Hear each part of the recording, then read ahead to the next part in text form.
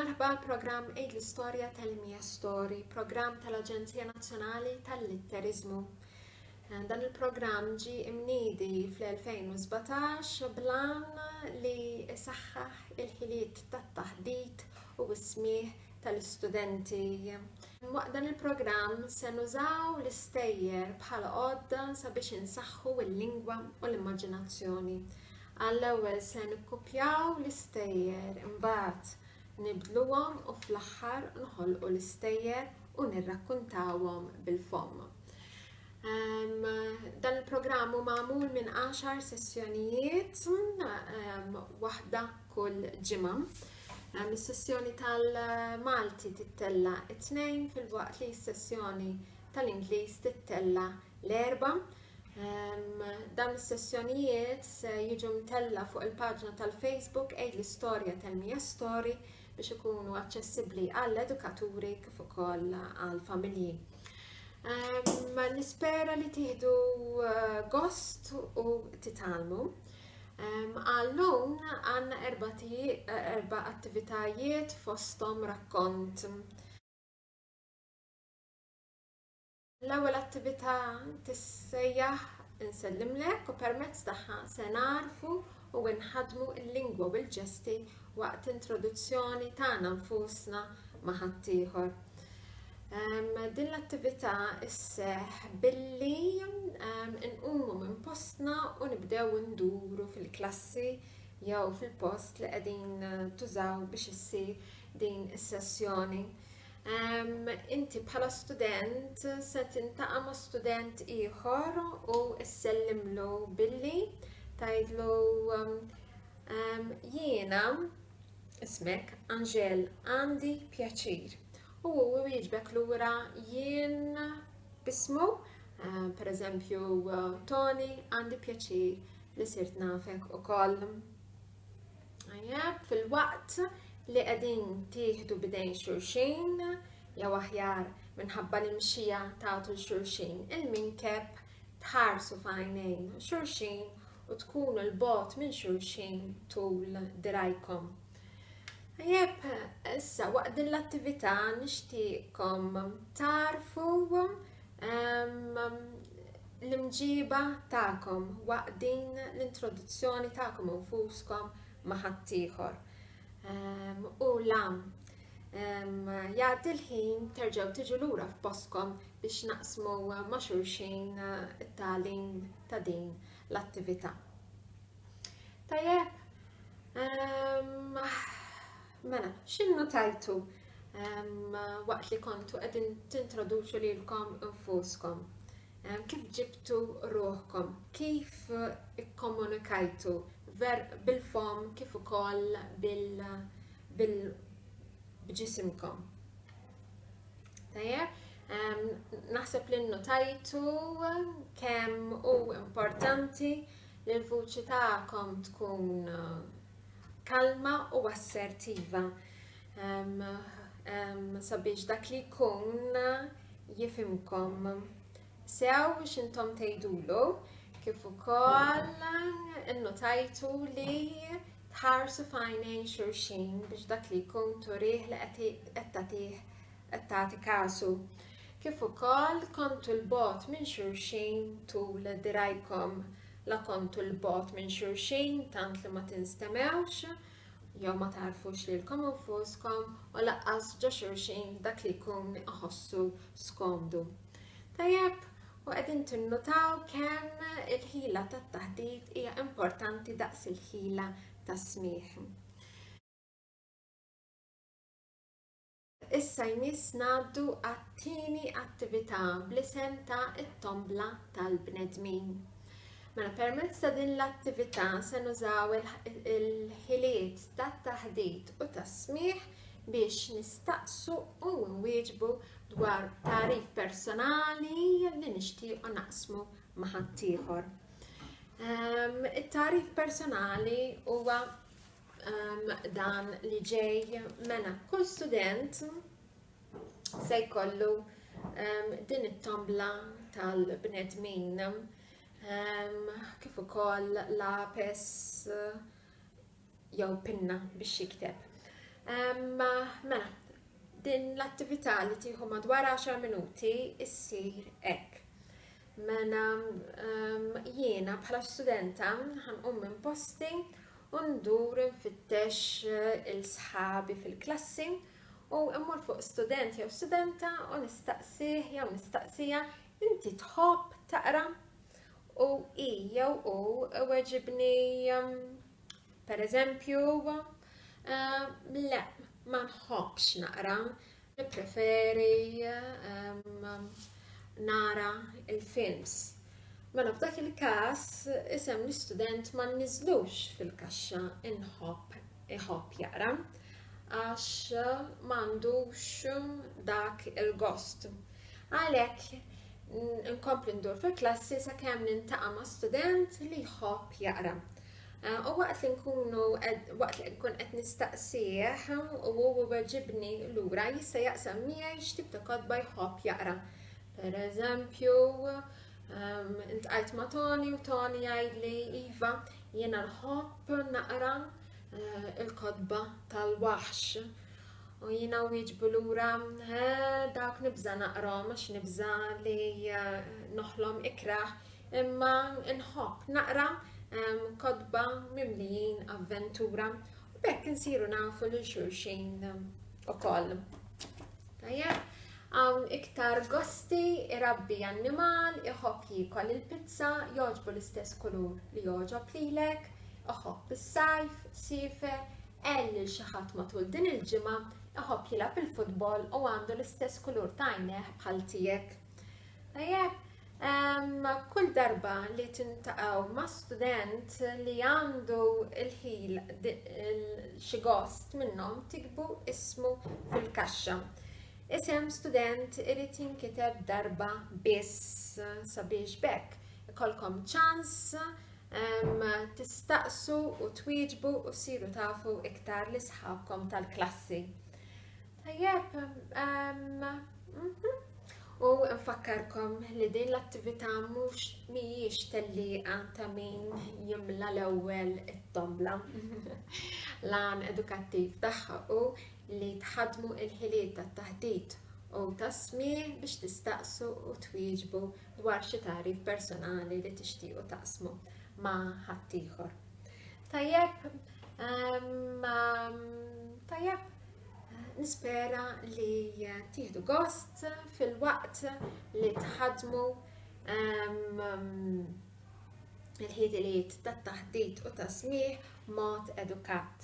Jiġifieri nistaqsu b'mod edukat fil-waqt li nħarsu f'għajnejn dak li jkun, nkunu l-bogħod minnu tul dirajna u nitkellmu b'vuċi kalma u assertiva.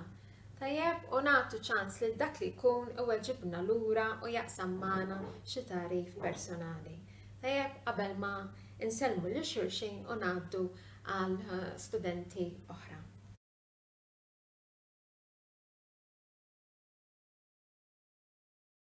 Issa jmiss it-tielet attività li tissejjaħ Għidli iżjed dwar.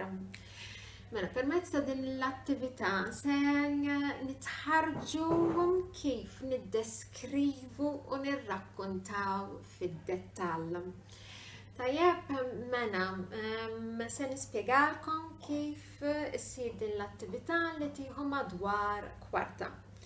Mela, immaġinaw li ħdejja għandi lill-għallima tagħkom. Mela, l-għallima tagħkom ħan tkun is-semmija, jiġifieri hi se tismani b'attenzjoni u b'rispett. Fil-waqt li jiena ħankun ir-rakkontatriċi, jiġifieri ħan irrakkonta dwari innifsi. Tajjeb, mela ħanintroduċi lili nnifsi mal-għallima tagħkom. Lill-għallima tagħkom ngħidilhom jiena Anġel u jiena Awċija għandi qattus li jismu Pinu. Tajjeb, u l-għallima tagħkom ħatismani x'inkun qatt u ħatagħżel kelma li toġoba u li tixtieq tkun taf iżjed dwarha. Mela pereżempju l-għallima tagħkom ħatgħidli mela Sa Angel iżjed dwar Attus. U jiena ħanidilha iżjed dwar Attus. Mela Attus huwa annimal domestiku li ilu jgħix mal-bniedem għal ħafna eluf ta' snin. Jiena jogħġbuni ħafna tates, nixtieq għandi kelb imma ma għandix ħin biex nieħu ħsibu sew kif għandu jkun. Għalhekk għandi Attus bħala annimala.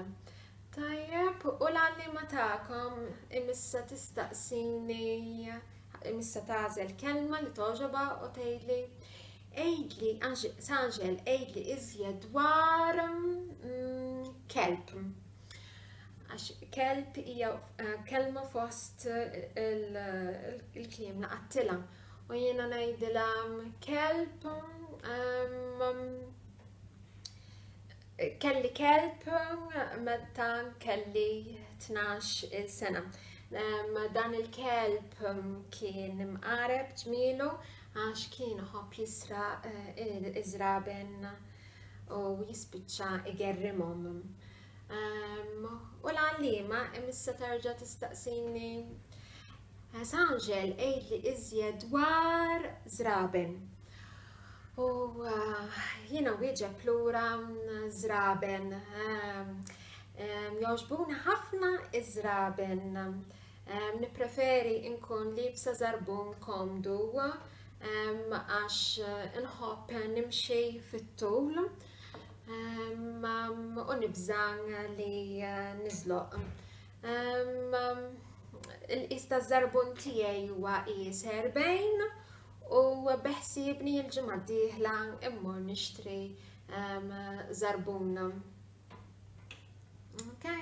U l-għallima tagħkom tarġa' tagħżilli kelma oħra fost dak li kien kollu laqat u tajli biex ngħidilha iżjed dwar. Tajjeb? U permezz ta' din l-attività ikolli ċans niddeskrivi u nirrakkonta fid-dettall. Wara li nlestu din l-attività, l-għallima se tagħżel waħda mill-kliem li tkun għażlet għax ikunu għoġbuha u tgħidli għoġbitni dik il-kelma għax. Tajjeb, pereżempju l-għallima ħatgħidli għoġbitni l-kelma komda għax toġobni l-komdità. Jekk ma nkunx komda, ma nkunx naf x'inhi nagħmel, pereżempju. Tajjeb, permezz ta' dan l-apprezzament ta' wara l-attività l-għallima tkun qed turini li hi kienet qed tismani b'attenzjoni u b'rispett u jiena wkoll kolli ċans nitgħallem minnha u nħoss kemm hu importanti l-għażla tal-kliem li nuża meta nitkellem. Wissa imiss ir-rakkont. Wara r-rakkont se nitlobkom ftit apprezzament, se nitlobkom tagħżlu mument fl-istorja l-iktar li laqatkom u tgħiduli għaliex. Kif ukoll nixtieqkom tinnutaw kif qed nirrakkonta l-istorja lilkom. Nixtieqkom tinnutaw il-vuċi tiegħi kif ukoll iċ-ċaqliq tal-ġisem. Ir-rakkont huwa dan li ġej. Darba kien hemm prinċep li kellu xortih tajba. Kellu xortih tajba mhux għax kien jgħix ġo palazz kbir, laqqas għax kellu l-ġugarelli kollha li tixtieq qalbu u laqqas għax kellu s-sodda tiegħu imdendla mas-saqaf u seta' jitbennen sakemm għajnu tmur bih. Le, il-prinċep kellu xortih tajba għax kellu l-qaddej tiegħu jirrakkuntalu l-istejjer, stejjer tal-pirati u sħaħar, tal-ġiganti u tal-draguni, tal-prinċipessi u l-kavallieri, stejjer miżewda seħer u avventuri. il-prinċep tgħix kemm kien jieħu gost jisma' l-istejjer u wara kien jirrakkuntom lill-familja u l-ħbieb tiegħu kif ukoll jiktibhom. L-istejjer li kien jikteb kien irembilhom u jpoġġihom ġo borża taċ-ċaruta li kellu imdendla maċ-ċunturin tiegħu. Iż-żmien gerbeb u l-prinċep tfarfar u sar ġuvni. Issa la sar ġuvni ma baqax jisma' lill-qaddej tiegħu jirrakkuntalu l-istejjer u l-basket minn l-istejjer tefew fqih ta' kexxun ma jagħtix każhom. Il-prinċep kien se jiżżewweġ lill-prinċipessa u n-nies kollha tal-palazz kienu biżgħin iħejju għat-tieġ. It-tieġ kien se jsir fil-palazz tal-prinċipessa. Dakinhar tal-tieġ il-prinċep ordna lill-qaddej tiegħu biex imur iġiblu l-bagalji mill-kamra minn kamartu.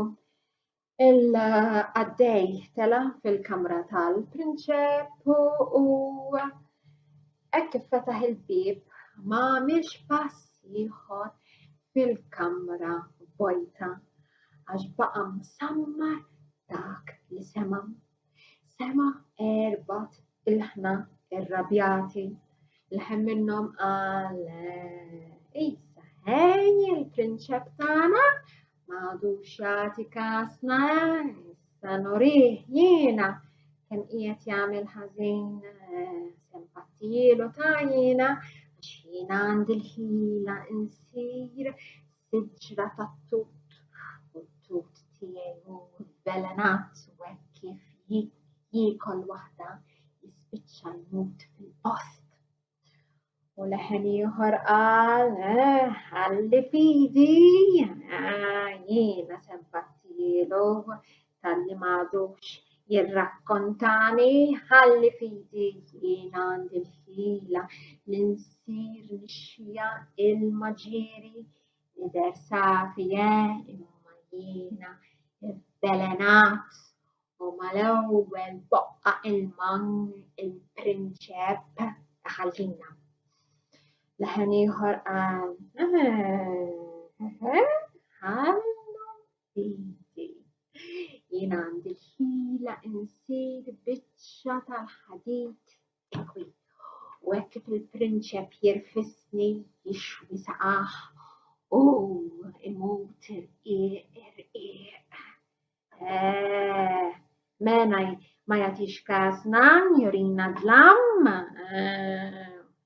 Issa l-ħin li nagħmlu l-kontijiet.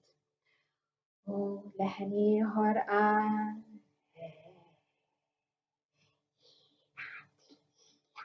li sepp u ma' kidma tiegħi il-prinċep imut se jmut fl-irqad tiegħu għax se nkun mistoħbi taħt il-friex. Ħalli fidi dak hekk ħaqqu talli m'għadux jisma' u jirrakkonta l-istejjer. Il-qaddej tal-prinċep infixel u qabad il-bagalji u niżel dejn il-prinċep. Il-prinċep issa qabdu biex iġiblu biex joħroġlu iż-żiemel mill-istalla ħalli jaqbad u jitlaq għall-palazz tal-prinċipessa. Il-qaddej mhux biss ġab iż-żiemel tal-prinċep, ġab żiemel ieħor għalih. Il-prinċep rikeb fuq iż-żiemel tiegħu qal lill-qaddej issa inti jibqa' hawnhekk aħdem, m'għandix bżonnok se jkun hemm il-qaddejja tal-prinċipessa. Narak. Imma il-qaddej ma taħx widen rikeb fuq iż-żiemel tiegħu u qabad ir-riedni taż-żiemel tal-prinċep u ġebbet liż-żiemel il-barra mill-palazz. Il-prinċep qallu x'għadni kif qatlek, m'intix qed tobdini, qatlek li se tibqa' hawnhekk u jiena mmur waħdi, kif m'intix qed tisma' minni? Imma il-qaddej u l-prinċep beqgħu sejrin għalhom it-triq għax il-qaddej ma waqafx. Waqt li kienu mexxin għaddew minn mogħdija u fit-tard tagħha kien hemm siġra tat-tut. Il-prinċep waqaflu żaqqu wissa qorna lill-qaddej. Isma' iqaf u inżel aqtali pon tut. Issa taqali żaqqi u daqskemm ilna li tlaqna għandi żaqqit gerger bil-ġuħ. Imma il-qaddej reġa' ma semax mill-prinċep. Anzi, ġiel iż-żiemel tal-prinċep biex jiġri u b'ħakkatajn telqu minn ħdejn is-siġra mimlija mis-siġra tat-tut. Il-prinċep qallu se jkollna xi ngħidu ħalli naslu fil-palazz tal-prinċipessa u ngħidlek jiena m'intix qed tobdini x'inti tħawat. Wara iktar mixi għaddew minn ħdejn ix-xija il-maġieri. Il-prinċep qal lill-qaddej issa li tinżel minn fuq iż-żiemel u ġib li tazza ilma minn dak lill-maġieri għax tgħix kemm għandi qaċ. Isa, imma l-qaddej x'taħsbu li jagħmel? Ekku, ma reġa' ma tax widen lill-prinċep, anzi ġebbed lill-żiemel tal-prinċep ħalli jiġri jgħaddi minn ħdejn in-nixxija. Il-prinċep tgħid kemm kien irrabjat, x'waħda din illum, m'intix qed tobdini, inti l-qaddej u jien il-prinċep obdini waħda. Wara iktar mixi u fl-aħħar waslu fil-palazz tal-prinċipessa. Fil-bitħa tal-palazz kien hemm ħafna nies jistennew lill-prinċep, kulħadd ħerqan li jara il-prinċep li se jiżżewweġ il-prinċipessa. Il-prinċep kburi se jinżel minn fuq iż-żiemel tiegħu, imma minflok niżel mal-art fuq riġlejh spiċċa mal-art fuq il-qaddej tiegħu. Il-prinċep ried lill-art tibelew bil-mistħija. Ma żamm irsienu għax ġara wkoll li n-nies li kienu qegħdin jistennew kienu imbelħin kif ħakkatajn mal-art kien hemm biċċa ħadid tikwi u mnalla kien il-qaddej li ġibed lill-prinċep fuqu għax kieku miskin il-prinċep kien jixwi saqaħ fuq din il-biċċa ħadid tikwi. Dik il-lejla kien hemm festa kbira mimlija ikel, xorb u briju. Kulħadd ferħan u igawdi t-tieġ tal-prinċep u l-prinċipessa. Fl-aħħar in-nies marru inġabru. Il-prinċep u l-prinċipessa marru f'kamarthom. Il-prinċep kien qed jilbes il-piġama x'kien il-bib tal-kamra tiegħu infetaħ beraħ u fil-bib jara lill-qaddej bil-bastun fl-arja. Int, x'inhu jagħtik illum? X'inti tħawwad? Issa ħatħebb għalija? Imma l-qaddej ma tax kasu u mar fuqu. U beda jagħti, le mhux fuq il-prinċep, beda jagħti fuq is-saqqu tas-sodda. Flak, flak, flak, flak. Jagħti fuq li jagħti. Ma strieħx sakemm kexef l-għożor u l-kutri u hemmhekk ra lil-serb mejjed bid-daqqiet li tah.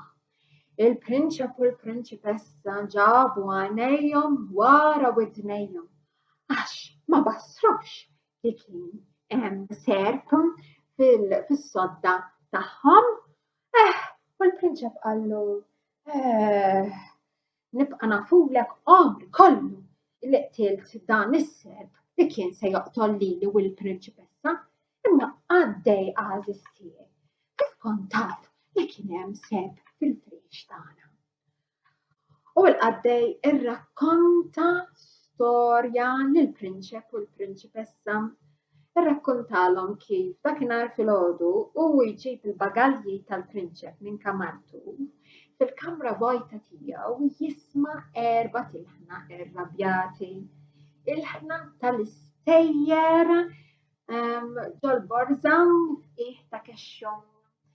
Erba' stejjer li kienu qegħdin jeddu li joqtlu lill-prinċep għax ma kienx għadu jismagħhom u jirrakkuntom. Erba' stejjer għeddu li joqtlu l-prinċep btut avvelenat, ilma avvelenat, biċċa ħadid tikwi kif ukoll serb velenus. U b'xorti tajba. Bis-saħħa tal-qaddej il-prinċep kien għadu ħaj. Il-prinċep ħa it-tagħlim u minn dakinhar il-qudiem beda jerġa' jirrakkonta l-istejjer lill-familja, lill-ħbieb u l-qudiem lill-uliedu stess. U minn dakinhar il-prinċep, il-prinċipessa uliedu kif ukoll l-istejjer kienu qegħdin jgħixu ħennin. L-istejjer kienu kontenti li kienu qegħdin jiġu rrakkuntati mal-erba' tirjieħ tad-dinja. U dik kienet l-istorja il-borża stejjer, storja mill-Korea. Nispera li jogħġbitkom. U nħeġġiġkom biex tirrakkuntaw lill-familja u l-ħbieb tagħkom. Issa, wara l-rakkuntar imiss l-apprezzament. Liema mument fl-istorja l-iktar li laqtek? Għaliex? X'għaġbok mill-mod kif irrakkuntajt l-istorja? Għaliex? U kieku kellek tirrakkonta l-istorja int stess? Kieku xi tbiddel jew xi żżid fiha? U għallum daqshekk din kienet l-ewwel sessjoni tal-programm Eid Storja Tell Me a Story. Nerġgħu niltaqgħu għat-tieni sessjoni. Kemm nerġgħu niltaqgħu saħħit.